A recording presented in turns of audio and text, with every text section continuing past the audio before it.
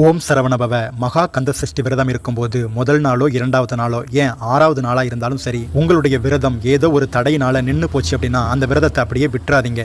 நீங்கள் தொடர்ந்து விரதம் இருங்க. ஏன்னா உங்களை பிடித்த பீடையும் கஷ்டமும் உங்களை துன்புறுத்துறதுக்காக விரதம் இருக்கும் பொழுது இவன் அப்பன் முருகனுக்காக விரதம் இருக்கிறானே, அப்போ இவனை விட்டு நம்ம விலக வேண்டியது இருக்குமோ அப்படின்ட்டு உங்களுடைய விரதத்தை முறிக்கிறதுக்காக இடையில பல தடைகளை தரும். எந்த தடை வந்தாலும் சரி, நீங்கள் தோத்தே போனாலும் சரி, விரதத்தை தொடர்ந்து இருங்க.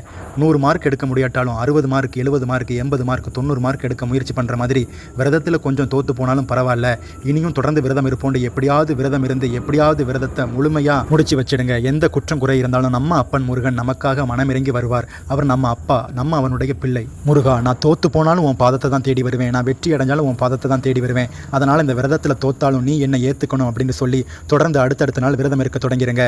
இப்படி நீங்கள் 7 நாளும் விரதத்தை இருந்து முடிச்சாதான் உங்களுடைய வேண்டுதல் நிறைவேறும். அதனால் என்ன வேண்டுதல் வச்சிருக்கீங்களோ அதை மனசார முருகன் கிட்ட